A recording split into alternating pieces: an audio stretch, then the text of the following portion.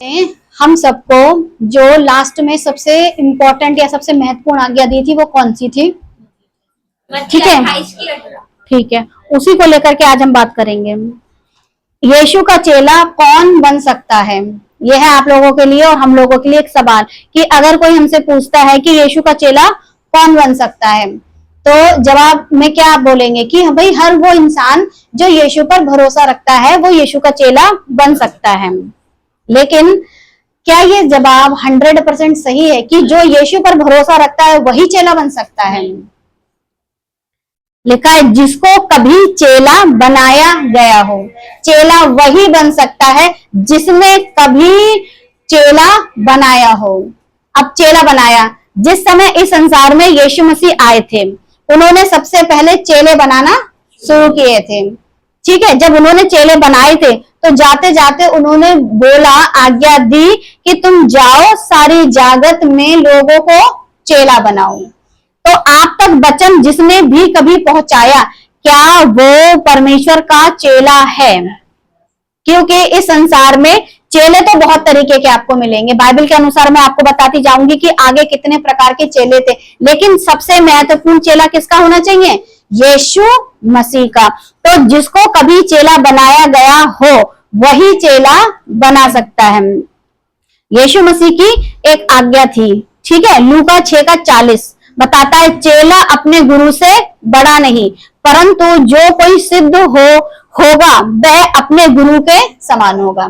अब यीशु मसीह के द्वारा एक आज्ञा मिली है कि जो मनुष्य सिद्ध होगा, जो व्यक्ति सिद्ध है, ठीक है, वही चेला बना सकता है। अच्छा, क्या इस पृथ्वी पर यीशु मसीह सिद्ध थे? क्या यीशु मसीह सिद्ध हैं? और जब वो सिद्ध हैं तो फिर उनको चेला बनाना, उनका चेला बनाना या जिन चेलों को उन्होंने बनाया वो चेले कैसे होंगे? सिद्ध चेले होंगे। ठीक है, इफिसियों 4:12। अब हम इफिसियों 4:12, 13, 14, 15 ये लगातार कुछ आयतों को बराबर लेकर के चलेंगे जिसमें सिद्ध होने के विषय में बताया गया। क्योंकि यदि आप सिद्ध हो तो चेला हो, अगर आप सिद्ध हो तो चेला बना सकते हो। क्योंकि यीशु मसीह जो सिद्ध हैं उसके अनुसार चलोगे तभी आप चेला बना पाओगे। जब आप उनकी आज्ञा के अनुसार नहीं चलोगे तो आप चेला नहीं बना पाओगे। इसमें यीशु चेला बना रहे थे, कुछ और भी लोग थे जिनके चेले थे जो चेला बना रहे थे, लेकिन आपको किसका चेला बनना है? ठीक है, लिखा है जिससे 12वीं आयत बताती है, जिससे पवित्र लोग सिद्ध हो जाएं और सेवा का काम किया जाए और मसीह की देह उन्नति पाए। जहां जहां बात इंपॉर्टेंट लगी है वहां वहां आपको इसमें कुछ कलर की चेंजेस नजर आ रही होगी। अगर मुझे दिख रहा है, आप लोगों को दिखाई दे रहा है, ये वाला लाइट ऑफ, अगर आप लोगों को दिखाई दे रहा है, हाँ, अगर आप लोगों को दिखाई दे रहा है तो इसमें कहीं ना कहीं आपको जहां चीज हाईलाइटेड है वहां आपको कुछ हल्का फुल्का सा कलर में चेंजेस नजर आ रही होंगी। तो मसीह की देह उन्नति पाए। हम सब मसीह की देह के अलग अलग अंग हैं। ठीक है, हम कलीसिया का मतलब ये नहीं कि सिर्फ एक व्यक्ति उठाया जाए, कलीसिया का मतलब हर राष्ट्र, हर कुल, हर भाषा, हर जाति से बहुत सारे लोग उठाए जाएंगे और सब मिला करके मसीह की देह बनेंगे। एक मिनट, आपको भाभी कुर्सी दे दे। 13वीं आयत बताती कि जब तक कि हम सब के सब विश्वास और परमेश्वर के पुत्र की पहचान में, किसके पहचान में? परमेश्वर के पुत्र की पहचान में एक ना हो जाएं। तो हमको परमेश्वर में जब तक कितना होना है? दो होना है कि एक होना है? एक होना है, और एक ना जाए और एक सिद्ध मनुष्य ना बन जाए। हमको क्या बनना है? सिद्ध मनुष्य बनना है और मसीह के पूरे डील डॉल तक ना बढ़ जाए। मसीह के पूरा डील डॉल मतलब जैसा मसीह का रवाब था, जैसा मसीह का स्वभाव था, जैसा उनकी सोच थी, जैसा उनकी नजर थी, जैसा वो लोगों पर तरस खाते थे, जैसा वो शास्त्रियों फरीसियों को डांट लगाते थे। लेकिन यहाँ उल्टा चलता है, हम लोगों को डांट लगाते हैं और जब चर्च के बहुत सारे पास्टर, सेवक, दास, लीडर गलत करते हैं तो फिर उल्टा करते हैं। अगर आपके अंदर मसीह का स्वभाव है तो डांट किसको लगाओगे? अगर कोई लीडर गलत कर रहा है, अगर कोई पास्टर गलत कर रहा है और आप देख रहे हो तो आपको उसको डांट लगानी है। आपका चर्च का कोई भी मेंबर गलत करा, लेकिन यहाँ सिस्टम उल्टा है।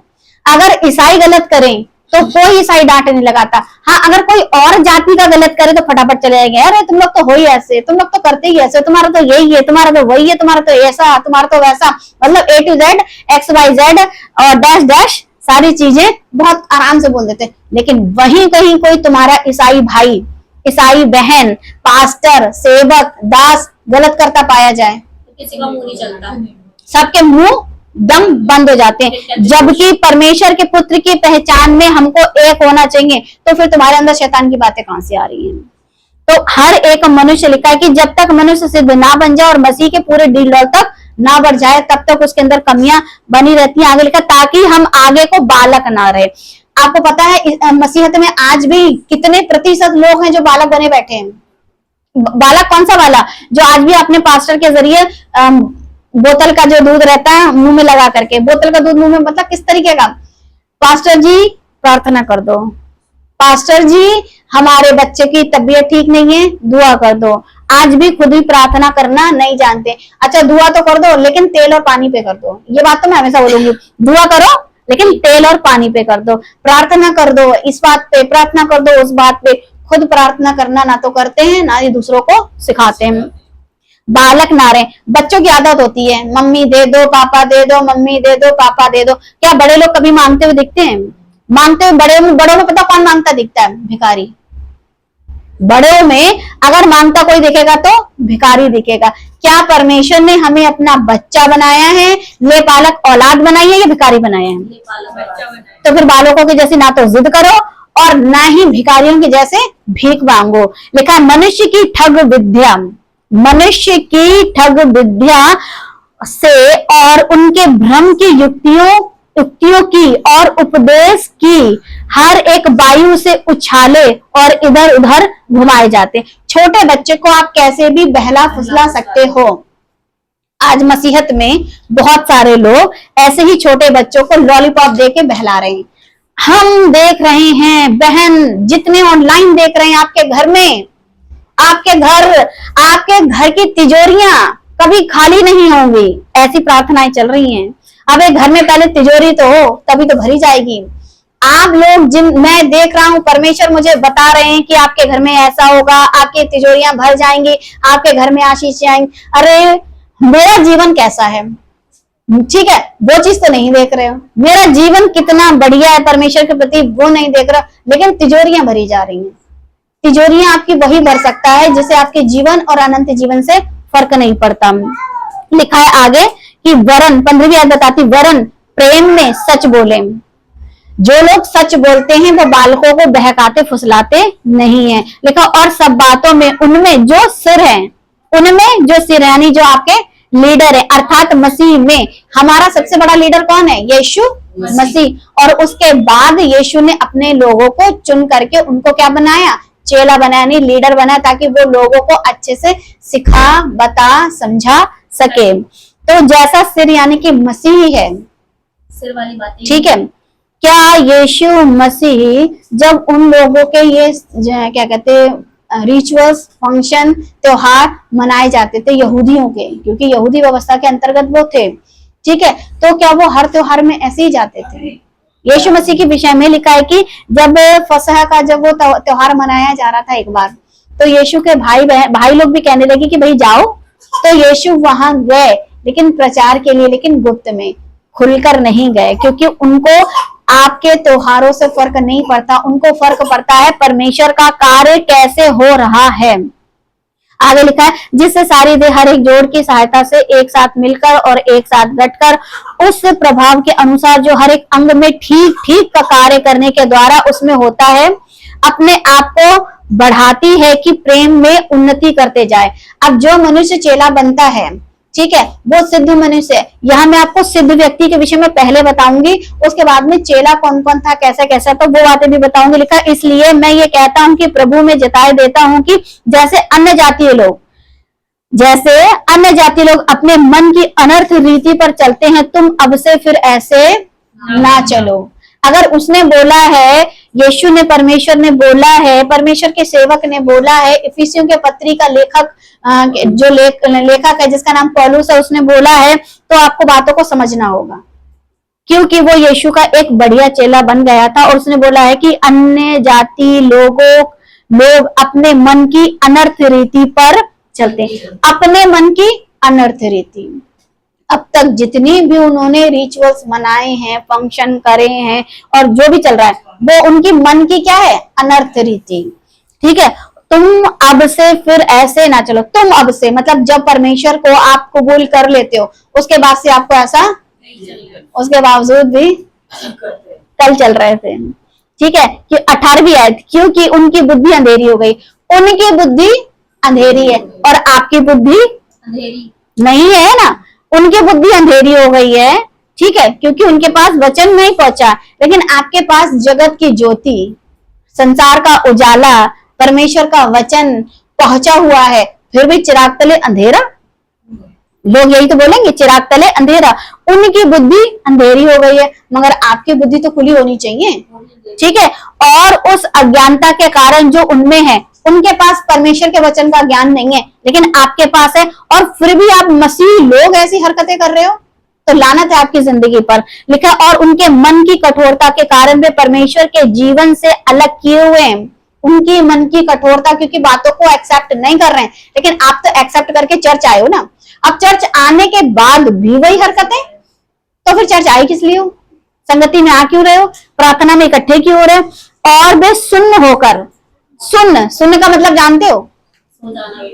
जब आपकी बॉडी को एहसास नहीं होता है कि इसको ये कट रही है, गल रही है, क्या हो रहा है। और सुन्न बॉडी पता कब होती है, जब कोढ़ हो जाता है। एक तो हम चलते फिरते अचानक से हमारे हाथ पर सो जाते हैं, बैठे बैठे सो जाते हैं, और दूसरा जब कोढ़ हो जाता है, बॉडी सुन्न होने लगती है, यानी कि आपके अंदर से एहसास खत्म हो गया है। और लिखा है लुचपन में लग गए। लुचपन मतलब कोई भी गलत हरकत। लुचपन का मतलब ये नहीं कि लड़की को देखा तो हरकत करी, वो लुचपन। लुचपन मतलब अगर आप परमेश्वर के विपरीत जा रहे हो, A to Z, वो सारी हरकतें क्या कहलाती हैं, लुचपन कहलाती हैं। और लिखा है सब प्रकार के गंदे काम लालसा से किया करे। लालसा मतलब उनके अंदर ये इच्छा होती है सारे गंदे कामों को करने की। क्या एक चेला ऐसा कर सकता है? क्या एक चेले के अंदर ये चीजें पाई जाती हैं? अगर आप एक चेला हो और ऐसी हरकतें कर रहे हो तो फिर चेले नहीं हो। और अगर चेला बनने दिखा रहे हो कि मैं मसीह का चेला हूं, तो फिर ये हरकतें कहां से आ गई हैं? लिखा है 20वीं आयत, अभी हम इफिसियों 4 का ही पढ़ रहे हैं, इसके बीच पर तुमने, ठीक है, मसीह की ऐसी शिक्षा नहीं पाई। जब आपने ऐसी शिक्षा नहीं पाई तो फिर ऐसा जीवन कैसे जीने की कोशिश आप कर रहे हो? लिखा है क्या आपका पास्टर आपको चेला बना रहा है? आप लोगों से ये सवाल, और जितने लोग इस वीडियो को देखेंगे उनसे सवाल, और जितने लोग इस संसार में जो कलीसिया चला रहे हैं उनसे भी सवाल है कि क्या आपका पास्टर आपको चेला बना रहा है? हाँ, बना। ठीक है, या आपको चर्च का मेंबर बनाता है? ज्यादातर क्या चल रहा है? चर्च का मेंबर बन जाओ। अगर आप चर्च के मेंबर हो तो सिर्फ वहीं के रह जाओगे, लेकिन अगर आपका पास्टर आपको चेला बना रहा है तो वो आपसे ये नहीं कहेगा कि इस चर्च मत जाओ, उस चर्च मत जाओ, इधर मत जाओ, उधर मत जाओ, मेरे पास आओ, मेरे पास आशीष है। जैसा जब कोई ऐसी बातें करता है तो इतना समझ लेना वो सिर्फ आपको मेंबर बना रहा है, इस संसार का सदस्य, संसार का सदस्य, अपने चर्च का मेंबर। हम कभी किसी से नहीं कहते कि आप कंटिन्यू आओ, जिस जहां मर्जी है वहां जाओ, वहां जाके देखो, यहाँ आके देखो, वहां सीखो, यहाँ सीखो, आपस में क्या करो, देखो क्या सही है क्या गलत है, नाप तोल करो। क्या यीशु मसीह ने कभी अपने चेलों को बांध करके रखा कि तुम जबल की? उन्होंने 2-2 करके कहा जाओ सुसमाचार सुनाओ। उन्होंने 10-12 को भेजा जाओ सुनाओ, 70 को भेजा जाओ सुनाओ। बांध के रखा किसी को? सबको चेला बनाया। तो मुझे यीशु के अनुसार जीवन जीना है कि आज की संस्थाओं के हिसाब से? अगर यीशु के हिसाब से जीना है तो फिर हमको चेला बनना है और चेला बनाना है। और अगर मेंबर बन रहे हैं तो इससे पहले हम बहुत पुराने ईसाई थे, सदियों जमाने से ईसाई थे, मेंबर ही बने हुए थे, लेकिन उससे फायदा क्या जब हम परमेश्वर के राज्य में, अनंत जीवन में, मिरास में, प्रतिज्ञा के देश में पहुंच ही नहीं पाएंगे। लूका 14 का 26 बताते, यदि कोई मेरे पास आए और अपने पिता और माता और पत्नी और बच्चों और भाइयों और बहनों वरन अपने प्राण को भी अप्रिय न जाने। ये सब चीजें आपके लिए प्रिय हैं, लेकिन इनको आपको प्रिय नहीं जानना है, तब ही वह मेरा क्या बनेगा, मेरा चेला। तब वो मेरा चेला नहीं हो सकता जब आप इन सब चीजों को प्रिय समझ रहे हो। ये सब चीजें अगर प्रिय नहीं है तो चेला हो, और अगर प्रिय नहीं है, ठीक है, पिता माता भाई बहन बच्चे, यहाँ तक कि लास्ट में क्या आता है, प्राण, जिसके विषय में एक धनवान था, उसके घर में बहुत खेती हुई, फिर लास्ट में क्या कहता है, ए मेरी जान खा पी और उसी की जान उसी रात ले ली गई। फिर क्या वो ऐश कर पाया, खा पी पाया? तो अगर आप अपने प्राण को भी अगर प्रिय समझ रहे हो तो भी आप परमेश्वर के चेले नहीं बन सकते हो। लूका 14:27, और जो कोई अपना क्रूस उठाए और मेरे पीछे ना आए वह भी मेरा चेला नहीं हो सकता। अपना क्रूस उठाना, यहाँ पर क्रूस किसके कंधों पर दिख रही है आपको? जो चित्र आपको नजर आ रहा है उसमें क्रूस यीशु ने उठाई है या फिर दूसरे बंदे ने उठाई है? अपना क्रूस उठा करके अगर आप यीशु के पीछे नहीं आ रहे हो तो भी आप यीशु के चेले नहीं। अच्छा, चेला बनने की आज्ञा किसने दी थी? यीशु मसीह ने। ठीक है, यीशु मसीह ने दी थी। मत्ती 28:19 में, मत्ती 28:19 में लिखा, इसलिए तुम जाकर सब जातियों के लोगों को चेला बनाओ। यहाँ पर लिखा इसलिए तुम। अच्छा, तुम में सिर्फ आदमी आ रहे हैं कि औरतें भी आ रही हैं? अगर तुम में आदमी औरत आ रही हैं तो अगर जिसका ये सवाल है कि औरत पास्टर नहीं बन सकती, औरत शादी नहीं कर सकती, औरत मैयत नहीं कर सकती, औरत डेडिकेशन नहीं कर सकती और कंफर्मेशन नहीं कर सकती, तो फिर परमेश्वर से बात करें, यीशु मसीह से बात करें, जिसको ये बोलना चाहिए था तुम नहीं आदमी। उसने तुम बोला है, जिसमें औरत भी है और आदमी भी है। अच्छा, इस संसार में सबसे पहली कलीसिया जब परमेश्वर ने इजराइलियों में रखी थी तो उसमें कितने लीडर थे? अभी मैंने बताया 3। उसमें स्त्री थी मरियम। अगर मूसा था, हारून था, तो मरियम उनकी बहन। लेडीज को जब परमेश्वर चुन के बैठा है तो फिर आप लोग, जो लोग ये सोचते हैं कि औरत शादी ब्याह नहीं करा सकती है, मौत मैयत नहीं करा सकती, आप कौन होते हो? परमेश्वर से बड़े हो? परमेश्वर से बड़े नहीं, क्योंकि तुम जाकर सब जातियों के लोगों को चेला बनाओ और उन्हें पिता और पुत्र और पवित्र आत्मा के नाम से बपतिस्मा दो। तो बपतिस्मा बाद में, चेला लेकिन आज कंडीशन क्या है? बपतिस्मा पहले और चेला तो बनाने की जरूरत ही नहीं है, मेंबर बनाते हैं ना। देखो, आप मेरे चर्च के मेंबर बन जाओ, मैं आपका बपतिस्मा करा दूंगा। यहाँ पर मेंबर का शब्द ही कहाँ आ रहा है? यहाँ पर तो चेले का शब्द आ रहा है। जब बात चेले की आ रही तो क्या बनाना था? चेला बनाओ फिर बपतिस्मा दो। आजकल उल्टा सिस्टम कर रखा है। अब तक मैं जो मसीहत को देखती आई हूँ उसमें मेंबर बनाओ और बपतिस्मा दिलाओ, मेंबर बनाओ बपतिस्मा दिलाओ, बपतिस्मा दिलाओ मेंबर बनाओ। चेला कहाँ चला गया? अगर आप परमेश्वर के यीशु मसीह की सबसे बड़ी आज्ञा को नहीं मान रहे हो तो फिर आप चर्च बंद कर दो, क्योंकि आपके चर्च में यीशु तो है नहीं। जहां यीशु की आज्ञा नहीं वहां यीशु है? बिल्कुल भी नहीं। जब यीशु ही नहीं है तो फिर ऐसा चर्च चलाने से फायदा क्या है? यूहन्ना 14:12, मैं तुमसे सच सच कहता हूँ। अच्छा, यहाँ जितनी भी मैं बातें डाल रही हूँ ये मेरे मन की है या बाइबल की है? मैं अपने मन से तो कुछ नहीं कह रही हूँ। सोचो कि मैं अपनी भड़ास निकाल रही हूँ। कुछ लोग सोच सकते हैं कि मैं अपनी भड़ास निकाल रही हूँ। मैंने बाइबल से आयतें ली कि अपने मन से ली हैं? ठीक है, लिखा मैं तुमसे सच सच कहता हूँ कि जो मुझ पर विश्वास रखता है ये काम जो मैं करता हूँ वह भी करेगा, वरन इनसे भी बड़े बड़े काम करेगा, क्योंकि मैं पिता के पास जाता हूँ। ये आयत बहुत सारे लोग चिपकाते हैं, और इसलिए चिपकाते हैं कि देखो परमेश्वर यीशु मसीह ने बड़े बड़े काम किए हैं और हम जो उसके क्या हैं, हम भी बड़े बड़े काम करें। कौन से काम? यीशु ने एक मुर्दे को जिंदा किया तो मैं 10 मुर्दे तो जला ही दूंगी। यीशु ने एक औरत का लहू का बहना रोक दिया, मैं 50 औरतों का लहू का बहना जो बीमारी थी उसका रोक दूंगी। यीशु ने बहुत सारे आश्चर्य कर्म, कोड़ियों को शुद्ध किया, खाना खिलाया, जिंदा किया, ये किया वो किया। यीशु ने चेला भी तो बनाया। वहां करके आपकी गाड़ी में ब्रेक क्यों लग जाता है?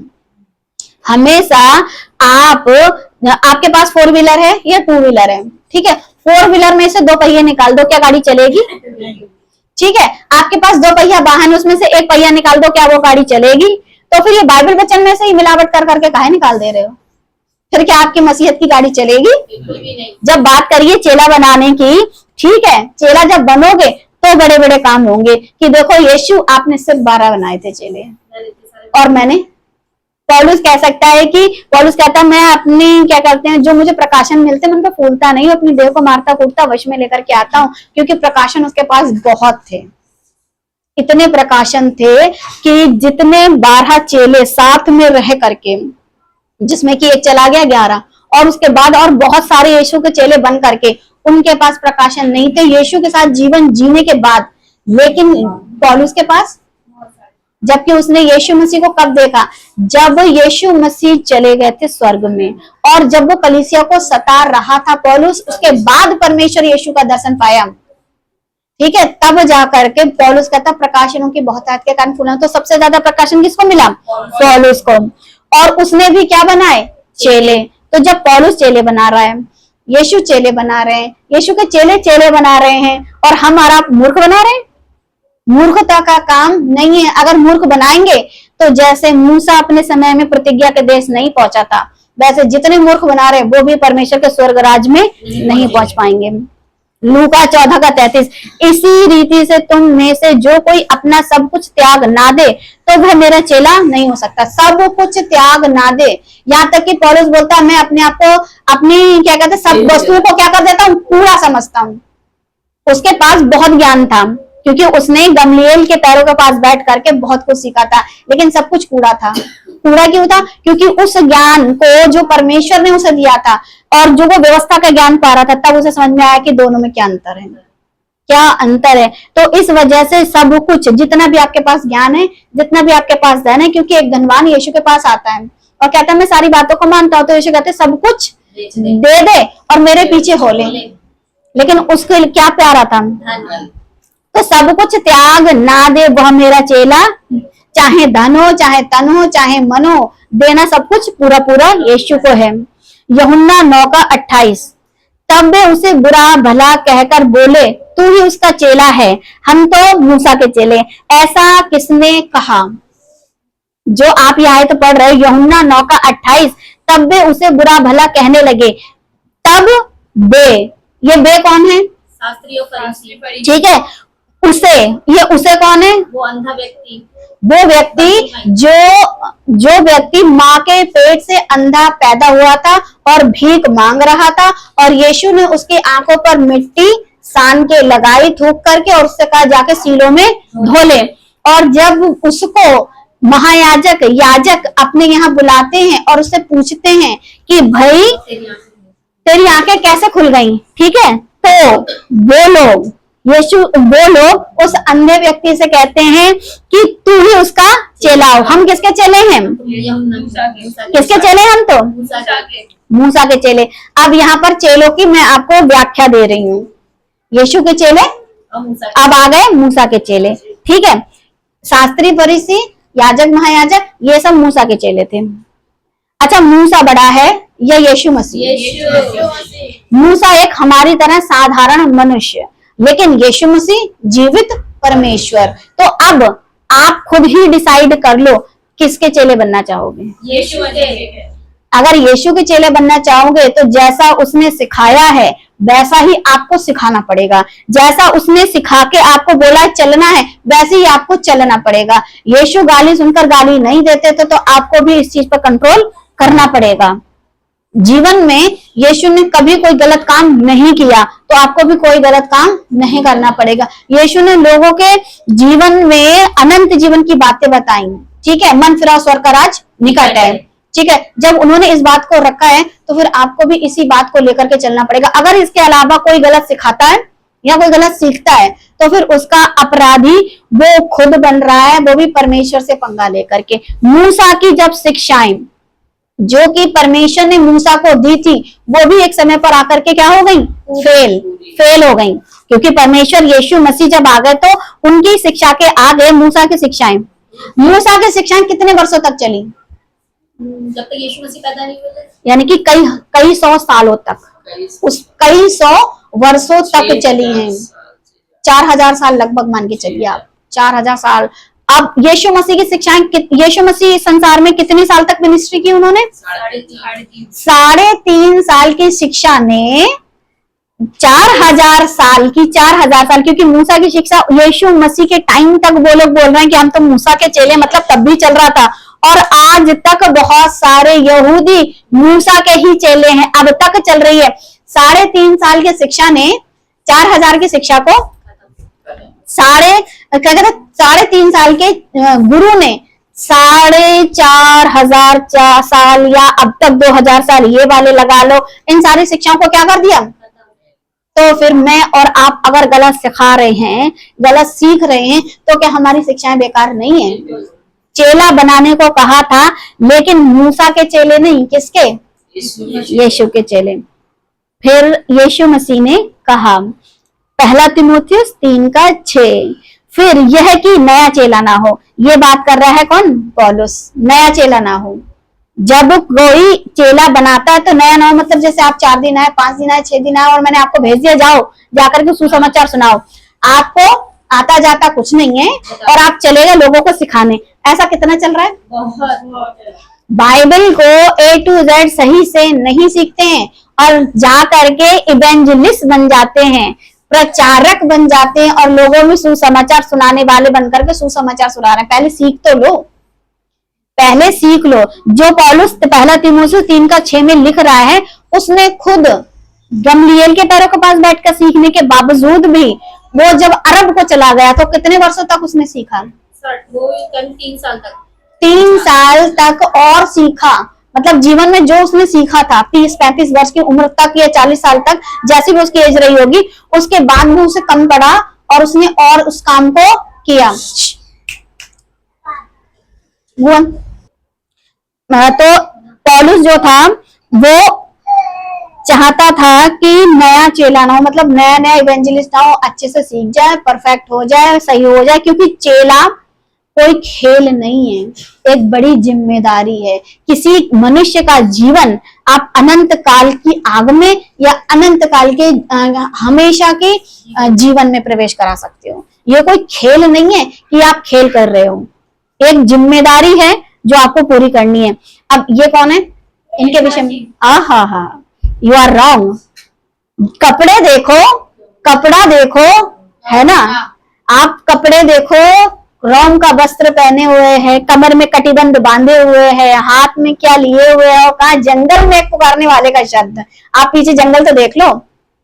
जब कोई भी हम चीजों को देखते हैं तो पहले एब्जॉर्ब करें और फिर बोले कि मत्ती 9:14 में तब यूहन्ना के चेलों ने, क्योंकि इनके भी चेले थे, यूहन्ना के चेले थे, उनके पास आकर कहा, क्या कारण है कि हम और फरीसी इतना उपवास करते हैं पर तेरे चेले उपवास नहीं करते। तेरे चेले कौन, यीशु के चेले।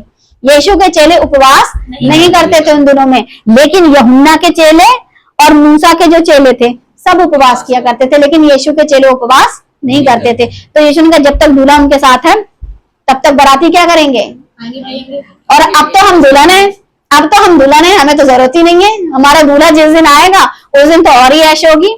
जब चेलों को उपवास नहीं करना था तो हम तो कलीसिया यानी कि दुल्हन है, तो हम काहे फाके कर करके 40 दिन के, 50 दिन के, 10 दिन के, 20 दिन के जबरदस्ती भीख मांगते फिरे।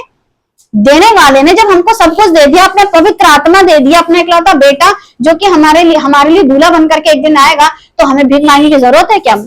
हमें किसी तरीके का कुछ नहीं करना, हमें सिर्फ वचन से अपने आप को नहा धो करके तैयार होना है। बाकायदा जैसे 16 श्रृंगार करती है ना औरत, वैसे ही कलीसिया को परमेश्वर के वचन से और चेले बनाने की शुरुआत करनी है। श्रृंगार की शुरुआत यहीं से है। तो ना तो मूसा के चेले, ना तो यूहन्ना के चेले, इसके अलावा भी कुछ लोग कहते थे मैं पौलुस का हूँ, मैं अपुल्लोस का हूँ। तो फिर पौलुस क्या बोलता है, क्या पौलुस, क्या अपुल्लोस, क्या ये सब तुम्हारे लिए क्रूस पर मरे। तुम्हारे लिए, मेरे लिए क्रूस पर कौन मरा, मेरे और आपके अपराधों को क्रूस पर कौन उठा के ले गया। तो फिर उसी के चेले बनो। अगर आप चेला नहीं हो तो गुरु भी नहीं बन पाओगे। सबसे बड़ी समस्या है, अगर आप चेला नहीं हो तो आप गुरु कभी नहीं बन सकते। जब सीखोगे नहीं तो सिखाओगे क्या। इसका शकल सूरत देखकर के आपको क्या लगता कौन है ये वो पायलट है, पायलट जो कि जहाज उड़ाता है। अच्छा, जहाज उड़ाने की शिक्षा लेकर के जहाज उड़ाया था या जाति जहाज उड़ाना शुरू कर दिया। ओके, ये क्या है, एक मिनट रोकना जरा, कबाड़ी को रोक दो। तो पहले इसके हाथ में पायलट वो एरोप्लेन की चाबी दे दी और कहा जा बेटा उड़ा ले। क्या ऐसा था? नहीं। अच्छा, दूसरा क्या दिख रहा है आपको? डॉक्टर। अगर ऐसे कपड़े पहन करके गले में आला लटका करके, अभी स्टार्ट करना, ऐसे कपड़े पहन के गले में आला लटका करके आपकी रिपोर्ट देख पाएगा? अच्छा, रिपोर्ट देखने के लिए तक पढ़ाई चलती है, क्या सिर्फ उसी ही पढ़ाई से तो आपकी रिपोर्ट चेक कर पाएगा? नहीं। तुमने इंटर की पढ़ाई की है, अगर कोई रिपोर्ट आती तुम चेक कर पाती हो? नहीं। तुमने तो पोस्ट ग्रेजुएशन किया है, फिर भी क्या तुम रिपोर्ट चेक कर पाती हो? अच्छा, उसके लिए क्या करना पड़ता है? हमें उसी की पढ़ाई करनी पड़ेगी। मतलब डॉक्टरी की पढ़ाई अलग है ना? संसार में जो ये शिक्षा होती है जिसे आदि शिक्षा कहते हैं, जो कि क से कबूतर से लेके ज्ञा से ज्ञानी तक आपको सिखाई जाती है। अब स्टार्ट कर दिया, ठीक है? जो आपको शिक्षा सिखाई जाती है संसार में, क से कबूतर से ज्ञा से ज्ञानी तक, उस शिक्षा के बाद अगर कोई डॉक्टर के पास रिपोर्ट लेकर के आता है, क्या वो पढ़ सकता है? नहीं ना। उसके लिए क्या करना होता है उसको? डॉक्टरी की जो पढ़ाई होती है अलग से। अच्छा, जब आप पायलट होते हो उसकी पढ़ाई अलग। ठीक है, ये दोनों पढ़े लिखे हो गए। अब बात करेंगे इस व्यक्ति की। ये कौन है? पहलवान, बॉडी बिल्डर। अच्छा, इनमें पढ़ाई की जरूरत नहीं होती है, लेकिन इनको गुरु की जरूरत होती है। अच्छा, इनका जो गुरु होता है वो इनको दांव पे सिखाता है, साथ साथ इनको बॉडी पे संयम रखना, क्या क्या खाना है, क्या क्या नहीं खाना है, किसके पास जाना है, किसके पास नहीं जाना। जितने बॉडी बिल्डिंग करते हैं उनको औरतों के पास जाना सख्त मना होता है, सबसे पहला, ठीक है? फिर वो क्या करते हैं? अपनी बॉडी पर संयम रखते हैं, क्योंकि उनको आगे इस चीज को करना है। अब एक और दिखाएंगे आपको, इसे क्या कहेंगे? जादूगर। जादूगर भी जब तक सारी ट्रिकें अच्छे से अपने गुरु से ना सीखे, कोई भी जादू नहीं कर सकता। अच्छा, डॉक्टर हो गया और पायलट हो गया, इनके लिए किताबों की पढ़ाई, ठीक है? इनका भी कोई ना कोई टीचर या गुरु होता है। वैसे ही ये जो बॉक्सर है या फिर ये जो जादूगर है, इनका भी कोई ना कोई गुरु है, और ये उनके क्या है? चेले हैं। जब ये चेले हैं, गुरु से सीख रहे हैं, तो फिर हम चेले हैं, हम किससे सीखें? हम तो यीशु मसीह के चेले हैं। इसका मतलब चेला अगर बन रहे हो तो गुरु की सुनो। लिखा ये सभी माँ के पेट से निकलते ही सबको सीख गए थे। क्या ऐसा है? जैसे ही माँ के पेट से निकले और तुरंत जादूगरी शुरू, ब्रम ब्रम ब्रम स्वाहा, ठीक है? और जैसे ही माँ के पेट से निकले तुरंत एरोप्लेन चलाने लग गए थे। क्या ऐसा सही है? जैसे ही माँ के पेट से निकले थे वैसे ही दूसरों को आला लेकर के, अरे तुम्हारा फेफड़े खराब है, किडनी खराब है, गुर्दे खराब है, ऐसा कर रहे थे? नहीं कर रहे थे ना। लिखा है कि या फिर इन सबका कोई ना कोई गुरु था। इन सब का, चाहे वो मैजिक मैन हो, और चाहे वो फाइटर हो, और चाहे वो फाइटर प्लेन उड़ाने वाला हो, या फिर मनुष्य की हड्डी पसलियों को चेक करने वाला हो, हर एक का कोई ना कोई गुरु था और कोई ना कोई उनकी किताब थी। क्योंकि मैजिक की भी बुक्स आती हैं, ठीक है? और जितने भी ये बॉक्सिंग वगैरह करते हैं उसकी भी किताबें होती है, क्या खाना है, क्या पीना है, कैसे रहना, कैसे नहीं, हर एक ज्ञान किताब से पाता है। और आप गुरु बनना चाहते हो, आप चेला बनाना चाहते हो, लेकिन बाइबल को दरकिनार रखना चाहते हो। किसी ने लिखा था कि चाहे आप बाइबल पढ़ो या मत पढ़ो, ये काम करो या मत करो, वो काम करो या मत करो, अपना चरित्र उत्तम रखो। मेरा चरित्र उत्तम कैसे बनेगा? परमेश्वर के वचन से या बिना बाइबल वचन पढ़े? जब तक बाइबल को सही से पढ़ोगे नहीं, आपका चरित्र उत्तम बनेगा कैसे? बाइबल का जो वचन है, जो पतरस के द्वारा जब उसने प्रचार करा था, तो वहां के लोग कह रहे थे गांठ गांठ गूदे गूदे को आर पार बार पार करके, मतलब हमको छेद दिया। अरे जब तुम सुनोगे नहीं बाइबल वचन को सही से, तो फिर छेदेगा कहां से? तो वैसे ही जब तक ये जो ज्ञानी संसार का ज्ञान पा रहे हैं, अगर स्पेशली किताबें, क से कबूतर से ज्ञा से ज्ञानी की किताबें अलग होती हैं, ठीक है? क्लास फर्स्ट से 12th की अलग होती हैं, ग्रेजुएशन की अलग होती है, उसके बाद जो आप डिग्री लेते हो, उसके बाद जो आप स्पेशलिस्ट बनते हो, उनकी किताबें, उनका ज्ञान अलग होता है, उनका गुरु अलग होता है, उनकी शिक्षा अलग होती है। जब संसार में ये सब कुछ अलग अलग होता है, तो फिर हम जब बाइबल की बारी आती है तो फिर अंधे कैसे हो जाते हैं? तब कैसे हो जाते हैं कि पढ़े लिखे लोग बैठ करके ऐसे ऐसे करते हैं, और अनपढ़ बंदा बैठ करके यहाँ से आपको टीच कर रहा होता है, जो कि बाइबल कुछ भी नहीं पढ़ा होता है। अच्छा, ये और जगह चलता है तो चलता है, नीले पीले हरे कपड़े पहन करके चलेगा, लेकिन यहाँ पर जहां पर बाइबल वचन ही बेस है, उसकी डिटेल, हिस्ट्री, ज्योग्राफी आपको मालूम होनी चाहिए। और जो सिखा रहा है, कितने ऐसे ही अनपढ़ लोग हैं और कितने ही ऐसे अज्ञानी, मतलब मेरा कहने का मतलब वो अनपढ़ नहीं जो दुनिया का ज्ञानी, बाइबल का ज्ञान, एबीसीडी वाले ज्ञान की बात नहीं कर रही हूँ, कहीं आप लोग ये सोचने लगे ABCD वाला ज्ञान, नहीं, वो तो ज्ञान आपको चाहे भले ही कम हो, लेकिन जो बाइबल है जिसे आप पढ़ना सीख गए हो उसका ज्ञान आप कितना पा रहे हो। क्योंकि जब ये लोग किताबी ज्ञान पा करके संसार में सही से नहीं जी सकते हैं, नहीं बिना गुरु के चेले नहीं बन सकते, तो क्या मैं और आप परमेश्वर की जो आज्ञा है मत्ती 28 का 18 से मत्ती 28 का 19, हम क्या उसके अनुसार जी सकते हैं? बिना बाइबल को पढ़े, बिना बाइबल को समझे, बिना गुरु के। लास्ट है ये, ठीक है, क्या लग रहा है? हाँ, यहाँ पर फसल उगी और भरपूरी से उगी, लेकिन कब? जब भूमि उपजाऊ थी। मनुष्य का हृदय भी उपजाऊ तभी बनेगा जब वो सही से सुनेगा। सारी बातें किस चीज पे आती हैं?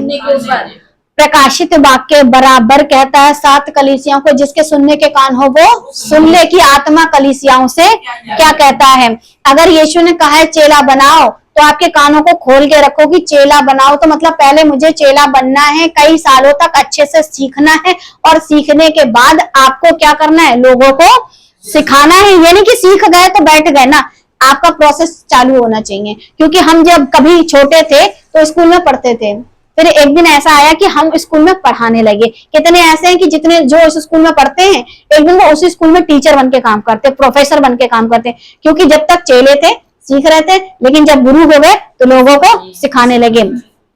आखिरी आयत बताती है लूका 8 का 8 में, और जो कुछ अच्छी भूमि पर गिरा।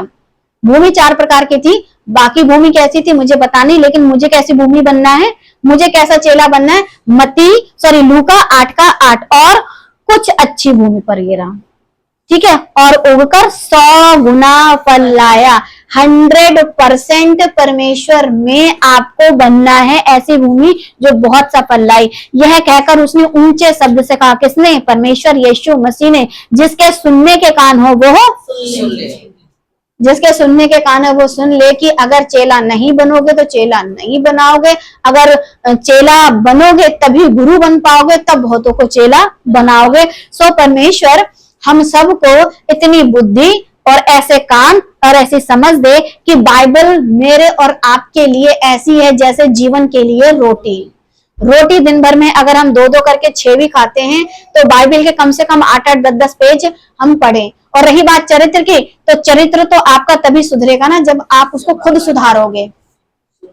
सुनने के कान हैं, अच्छी भूमि है, तो वो अच्छी भूमि बनेगी कैसे? जब इन कानों का इस्तेमाल करके हृदय में परमेश्वर का वचन डालोगे। जब बाइबल में लिखा है कि यीशु ऐसा काम नहीं करते थे, मैं चेला हूं तो मैं भी ना करूं।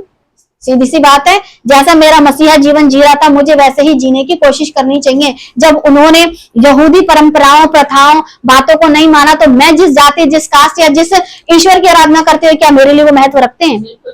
जब उनके लिए वो चीजें महत्व नहीं रखी, क्योंकि उनके लिए सिर्फ एक महत्व रखता है कि जीवित परमेश्वर ने मुझे क्या सिखाया है। सो हम सबको परमेश्वर ये बुद्धि दे कि हमको ये बातों को सीखना है।